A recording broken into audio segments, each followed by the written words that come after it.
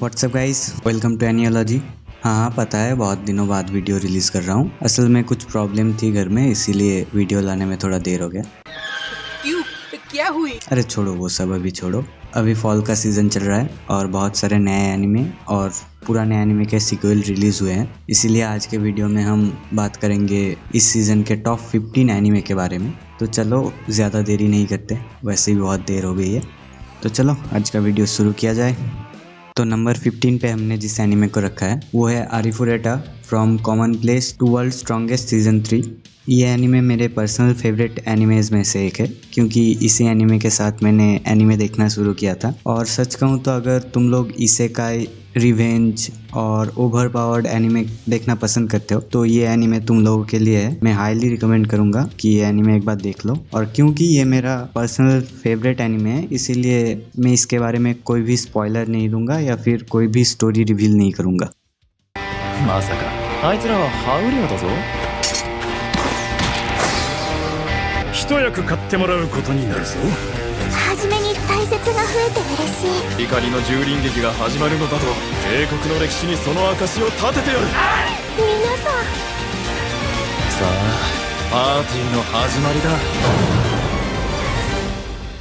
तो 14 नंबर पे हमने जिस एनिमे को रखा है वो है याकुजा फियोंसे राइजेन व तानिनगाई। तो इस एनिमे का स्टोरी बिलोंग करता है एक लड़की के ऊपर, योशिनो, जो कि ओसाका के सबसे बड़े याकुजा फैमिली से बिलोंग करती है। और इसी वजह से कोई भी लड़का उससे बात करने की ज़रूरत नहीं करता। लेकिन ये सब बदल जाता है जब उसके दादाजी टोक्यो के सबसे बड़े क्रिमिनल फैमिली के पोते के साथ उसकी शादी तय कर देते हैं। और उस लड़के का नाम होता है किरिशिमा। अब किरिशिमा को देखकर एक अच्छा, नॉर्मल, चार्मिंग और हैप्पी लड़का लगता है, लेकिन उसके स्माइल के पीछे एक मॉन्स्टर छुपा हुआ है। योशिनो ने बचपन से याकुजा फैमिली के हर एक मेंबर को देखा है, लेकिन उसने आज तक किरिशिमा के जैसा ब्रूटल किसी को भी नहीं देखा। अब क्या योशिनो किरिशिमा के साथ शादी करेगी? उनका लाइफ कैसा रहेगा?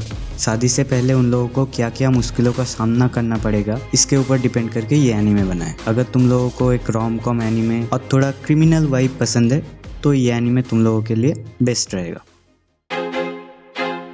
I feel like I'm losing my mind. Is everybody in the world blind? Please Lord give me a sign, a sign. I feel like I'm losing my mind. Is everybody in the world blind? Please Lord give me a sign, a sign.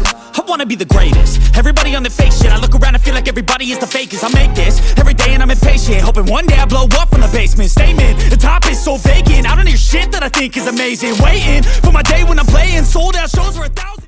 13 number पे हमने रखा है 1989 के रन्मा half का remake. वैसे remake anime में ज़्यादा नहीं देखता, लेकिन इसका ओरिजिनल एनिमे भी बहुत अच्छा था और मैंने इसीलिए रीमेक ट्राई किया। रीमेक भी उन्होंने बहुत अच्छा ही बनाया।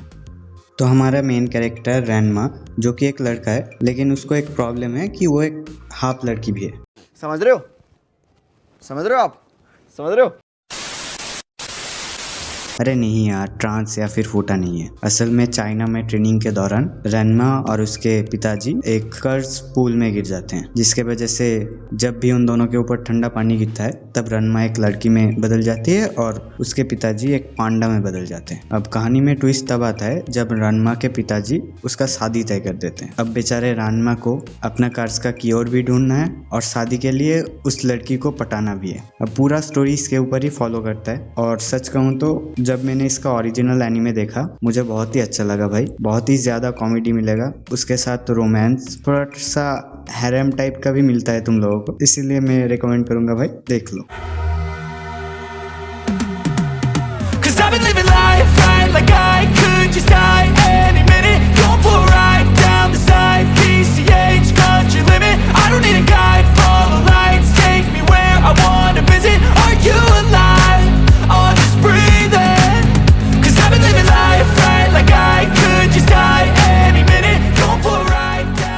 तो 12 नंबर पे हमने एक और रीमेक एनिमे को रखा है, रुरोनी केंशिन सीजन 2। हिमारो केंशिन एक एसासिन जो अपने डार्क पास्ट से दूर भागना चाहता है, इसीलिए वो टोक्यो आता है, जहाँ पर उसका मुलाकात होता है सानोसुके, काओरू और योहिको के साथ। और केंशिन अपना नया लाइफ शुरू ही करने वाला था। इसी बीच उसका पुराना डार्क पास्ट उसके सामने वो वापस आ जाता है। और उसके बाद क्या होता है ये जानने के लिए तो तुम लोगों को एनीमे देखना पड़ेगा। अगर मैं ही सब कुछ बता दूंगा तो एनीमे का क्या फ़ायदा यार। अगर तुम लोगों को एक्शन एडवेंचर एनीमे पसंद है और अगर तुम लोग ओल्ड जापानीज ट्रेडिशन और बहुत सारा कटाना फाइट पसंद करते हो तो ये एनीमे एक बेस्ट चॉइस है।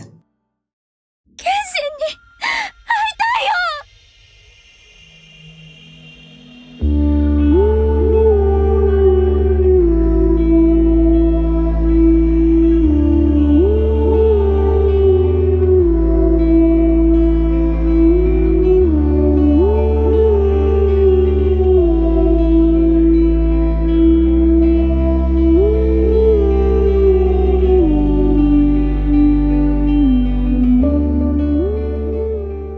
तो 11 नंबर पे जो एनीमे है उसका कोई भी स्पॉइलर मैं नहीं दूंगा, वैसे ज़रूरत भी नहीं है। इसका नाम सुन के ही तुम लोगों को स्टोरी पता चल जाएगा और तुम में से ज़्यादातर लोगों ने इसको देख ही रखा होगा। ये मेरे फेवरेट एनिमेज में से एक है, इसीलिए नो स्पॉइलर। और ये एनीमे और कोई नहीं, is it wrong to try to pick up girls in a dungeon का सीजन 5 है। हाँ पता है ये एनीमे 11 नंबर पे होना नहीं चाहिए, लेकिन हमने ये लिस्ट एनीमे के रेटिंग के ऊपर बनाया है और इसके ऊपर जो एनीमे है वो इससे भी बेटर है, इसीलिए थोड़ा सा एडजस्ट कर लो। तो इस एनीमे के बारे में मुझे और कुछ बताने की ज़रूरत नहीं है। जिन्होंने ये एनीमे देखा है उनको तो इस एनीमे के बारे में सब कुछ पता है, और जिन्होंने ये एनीमे नहीं देखा वो जाके एनीमे देख लो, मस्ट वॉच एनीमे यार। लेकिन पहले ये वाला वीडियो ख़त्म कर लेना, उसके बाद जाके देखना।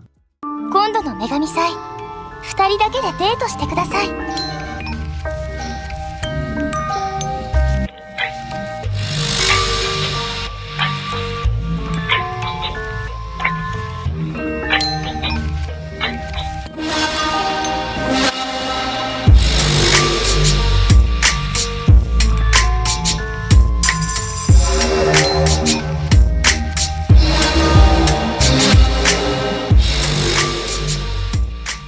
तो भाई 10वें नंबर पे हाई क्वालिटी और हाई ग्राफिक्स के साथ आता है सांग्रीला फ्रंटियर का सीज़न 2। 2023 में रिलीज़ हुआ था और इसका ग्राफिक्स क्वालिटी देख के मैं फिदा हो गया भाई, कुछ नहीं बोल सकता। बस तुम लोग ये एनीमे एक बार देख लो, समझ जाओगे क्यों। तो इसका स्टोरी थोड़ा सा फ्यूचर में बेस्ड है, जहाँ पर VR गेम कुछ ज़्यादा ही चलता है और हमारा मेन कैरेक्टर इसको ट्रैश गेम, लैग और बग्स ज़्यादा होते हैं, इस तरह के गेम खेलना पसंद होता है। लेकिन एक दिन इसके दिमाग में आता है थोड़ा हाई लेवल गेम खेला जाए, इसीलिए तब का गॉड टियर गेम, मतलब सबसे टॉप लेवल का जो गेम था सांग्रीला फ्रंटियर, हमारा मेन कैरेक्टर इस गेम को चूज़ कर लेता है खेलने के लिए। अब गेम शुरू करने के बाद सब कुछ सही जा रहा था, लेकिन एक क्वेस्ट के दौरान इसका सामना हो जाता है एक यूनिक मॉन्स्टर जो असल में एक उल्फ है, लाइगकन। मेरा प्रोनाउंसिंग अगर गलत हुआ तो बता देना। अब एक नए प्लेयर के लिए एक यूनिक मॉन्स्टर का सामना करना कोई छोटी बात नहीं है, लेकिन हमारा मेन कैरेक्टर बहुत ही देर तक इसके सामने टिकता है और इसी वजह से जब वो हारता है तब वो यूनिक मॉन्स्टर इसको एक कर्ज दे देता है, जिसके वजह से ये कोई हैवी आर्मर नहीं पहन सकता और ये ठान लेता है कि ये उसूल को, मतलब लाइगकन को हराएगा। इसके ऊपर डिपेंड करके पूरा स्टोरी बेस्ड है। और भाई मैं बस इतना ही बोलूँगा, मुझे एनीमे का स्टोरी और एनिमेशन क्वालिटी बहुत पसंद आया। エンジョイを忘れずにやっていこうか。 Call me a god. You call me a god. You call me a god. You call me a god. Let's go. तो नंबर 9 पे हमने रखा है blue Exorcist beyond the snow saga. तो टू बी ऑनेस्ट मैंने इसका सिर्फ 2 ही season देखा था, क्योंकि यार मुझे पर्सनली ये एनीमे उतना इंटरेस्टिंग नहीं लगा। फिर भी इसका रेटिंग को देखते हुए और दोस्तों के वजह से मुझको इसको 10th नंबर पे रखना पड़ा, क्योंकि मैंने इसका रीसेंट एपिसोड नहीं देखा तो मुझे इसका रीसेंट स्टोरी ठीक से नहीं पता। तुम लोग एक बार ट्राई कर सकते हो, एनीमे अच्छा है, एनिमेशन क्वालिटी और एक्शन सीन्स भी अच्छा है, लेकिन मुझे थोड़ा सा डिलेड और थोड़ा सा बोरिंग लगा, इसलिए मैंने छोड़ दिया था। हर किसी का टेस्ट अलग होता है, तुम लोग भी एक बार ट्राई करके देख लो। では少し昔話をするとしましょう。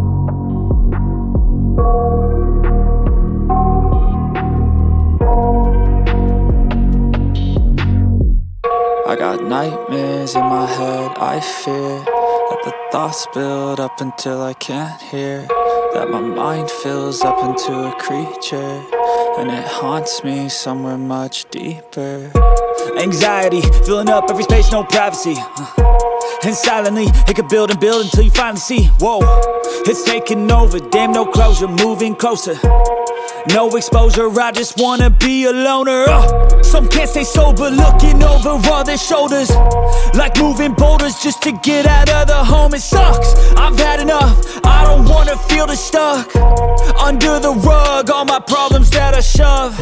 I got nightmares in my head, I fear that the thoughts build up until I... तो नंबर 8 पे हमने रखा है ब्लू बॉक्स को, और to be honest newly release anime है, लेकिन मुझे पर्सनली बहुत ज़्यादा पसंद आया। इस एनिमे में तुम लोगों को रोमांस, स्पोर्ट और स्लाइस ऑफ ए लाइफ का एक परफेक्ट कॉम्बिनेशन मिलेगा, और एनिमेशन क्वालिटी भी बहुत ही अच्छा है। मैंने देखा है बहुत सारे रोम कॉम एनिमेज ऐसे होते हैं जिनका स्टोरी अच्छा होता है लेकिन एनिमेशन क्वालिटी ख़राब हो जाता है, लेकिन इस एनिमे में ऐसा नहीं है। इसका एनिमेशन क्वालिटी और स्टोरी बहुत ही अच्छा है। तो चलो थोड़ा सा स्टोरी बता देता हूँ।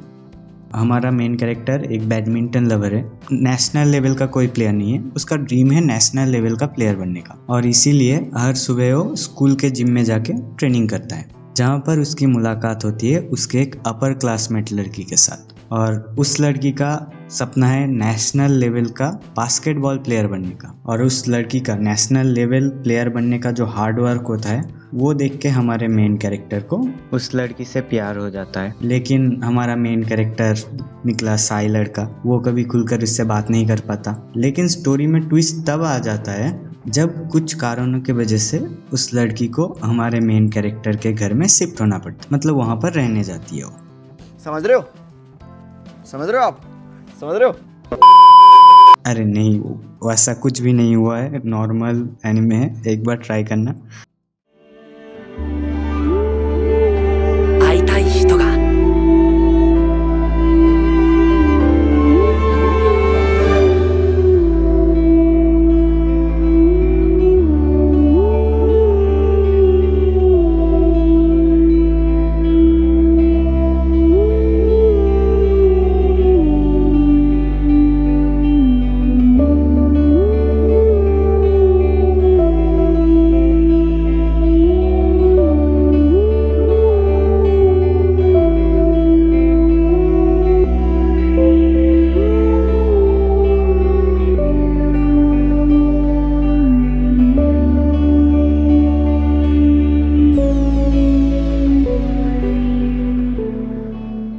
तो नंबर 7 पे हमने एक और रोम कॉम एनिमे को रखा है जिसका नाम है if my wife became a elementary school student.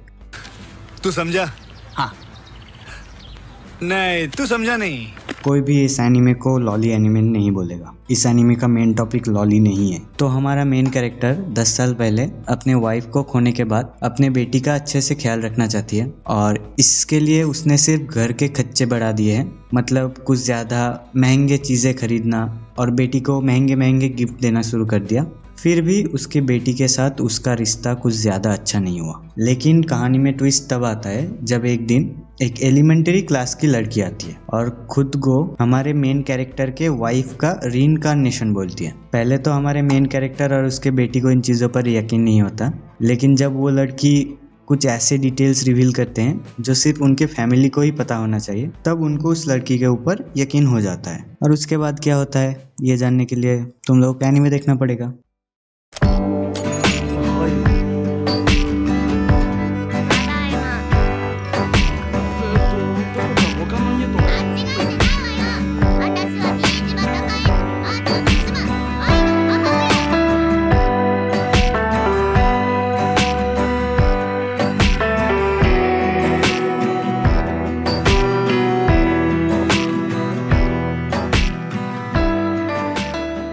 अब हम आ गए हैं टॉप 6 एनिमे पर। यहाँ से लेकर मैं जितने भी एनिमे के बारे में बताऊंगा सारे फॉल सीजन मीन सितंबर के एंड से लेकर दिसंबर तक का मस्ट वॉच एनिमे है। Okay. 6 नंबर पे हमने जिस एनिमे को रखा है वो है ड्रैगन बॉल दाइमा। हाँ, मुझे पता है तुम में से बहुत लोगों ने ड्रैगन बॉल नहीं देखा है और उन लोगों को मैं बताऊंगा भाई एक बार ड्रैगन बॉल का पूरा सीरीज देख लो, मैं गारंटी देता हूँ कभी भी रिग्रेट नहीं करोगे। और जो भी ड्रैगन बॉल को शुरू से फॉलो करते हैं उन्होंने शायद अभी तक ये एनिमे देख लिया होगा, अगर नहीं देखा है तो जाकर देख लो। एक और बात बता देता हूँ, जिन्होंने ड्रैगन बॉल जी खत्म कर लिया लेकिन ड्रैगन बॉल सुपर शुरू नहीं किया वो लोग पहले ड्रैगन बॉल दाइमा देखो, क्योंकि ड्रैगन बॉल दाइमा ड्रैगन बॉल जी के बाद और ड्रैगन बॉल सुपर के पहले का कहानी है।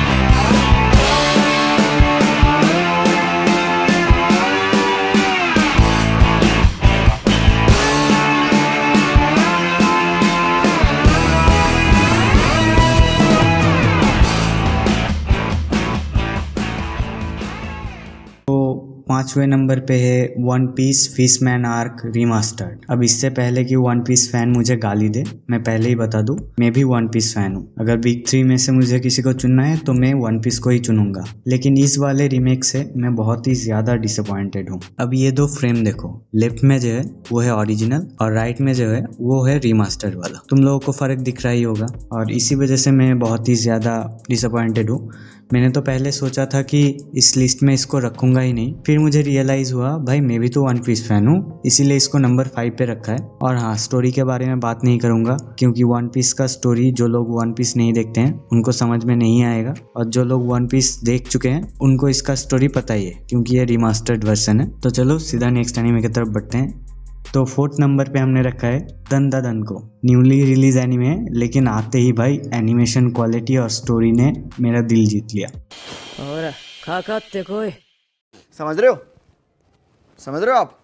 समझ रहे हो? अरे नहीं, सिर्फ ग्रैंडमा की क्वालिटी की बात नहीं कर रहा हूँ मैं पूरी एनीमे की बात कर रहा हूँ। सच कहूँ तो इसका graphics, background music, animation, story भाई मुझे बहुत ही अच्छा लगा। और हमें ये भी पता है कि तुम में से बहुत सारे लोगों ने भी ये एनीमे देख लिया होगा अभी तक और इसीलिए शायद स्टोरी बताने की भी कोई जरूरत नहीं होगा।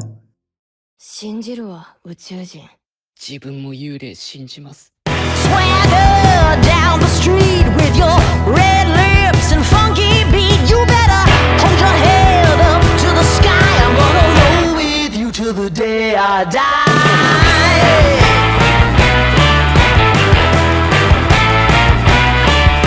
Hey, swing those hips around.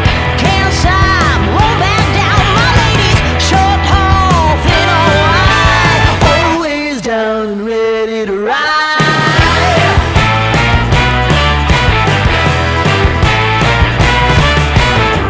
One by one, billion by billion, they're holding up half the sky. तो अभी हम आ गए हैं टॉप 3 पर और टॉप 3 के 3 एनीमे की स्टोरी शायद मुझे बताने की ज़रूरत नहीं पड़ेगी और इसीलिए तुम लोगों को एनीमे का स्टोरी बता के बोर भी नहीं करूँगा। चलो सीधा तीसरे नंबर पर चलते हैं। तो 3rd नंबर पे हमने जिस एनीमे को रखा है वो है ब्लू लॉक सीजन 2। हाँ, पता है ब्लू लॉक सीजन 2 का एनिमेशन क्वालिटी कुछ खास नहीं था, लेकिन मैंने इसको 3rd नंबर पे रखा है इसके मूवी के वजह से और सीजन 1 के रेटिंग की वजह से। और मुझे लगता है कि 8-बिट स्टूडियो ने सच में ये सही नहीं किया। मैंने मूवी देखा, मूवी का भी क्वालिटी अच्छा था। सीजन 1 तो टॉप पे था लेकिन सीजन 2 बहुत ही ज़्यादा बेकार था। तो मुझे लगता है शायद किसी प्रॉब्लम की वजह से 8-बिट स्टूडियो ने ऐसा कदम उठाया, बट आई होप कि 8-बिट स्टूडियो आगे जाकर अपनी गलती सुधार ले क्योंकि ब्लू लॉक के साथ मेरा होप बहुत ही हाई है। तो 2nd नंबर पे हमने रखा है री zero starting life in another world season 3। भाई फाइनली 3 साल के बाद हमें रीज़ीरो का सीज़न 3 मिला और मुझे नहीं लगता कि आप लोगों को मुझे रीज़ीरो के बारे में अलग से बताने की ज़रूरत है, क्योंकि आप सबको तो पता ही होगा कि ReZero one of the best isekai anime है। और ये कहना भी गलत नहीं होगा कि तप्पाई नागासुकी ने एक ग्रेट नॉवेल लिखा था जिसको फॉक्स स्टूडियो ने एक मास्टरपीस एनिमे में कन्वर्ट कर दिया है।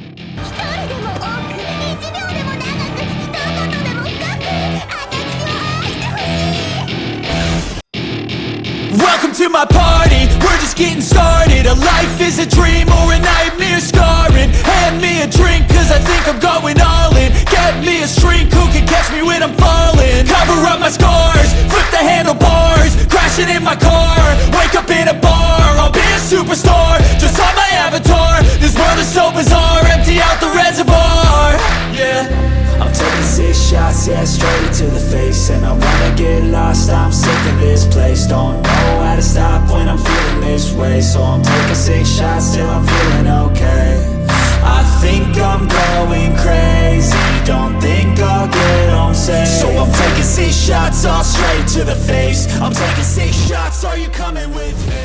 I'm taking 6. तो अब आ गए हैं फॉल सीजन के बेस्ट एनिमे के ऊपर, मतलब कि टॉप एनिमे के ऊपर, जो और कोई भी नहीं, bleach 1000 year blood work arc part 3। मुझे पता है ब्लीच के बारे में कुछ भी बताने की ज़रूरत नहीं है।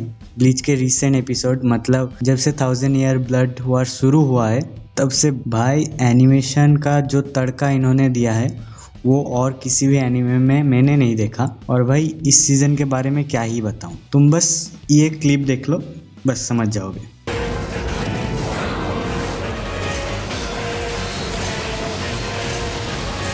बस समझ गए। बस आज के लिए इतना ही काफ़ी है शायद, क्योंकि तुम लोगों को जाके अभी भी बहुत सारे एनिमे देखना है। तो जाओ जाकर ब्लीच देखो भाई, ब्लीच देखो। और हाँ, जाने से पहले सब्सक्राइब ठोको और लाइक भी करो। और ब्लीच के बारे में कमेंट में #bleach लिखकर भेजो।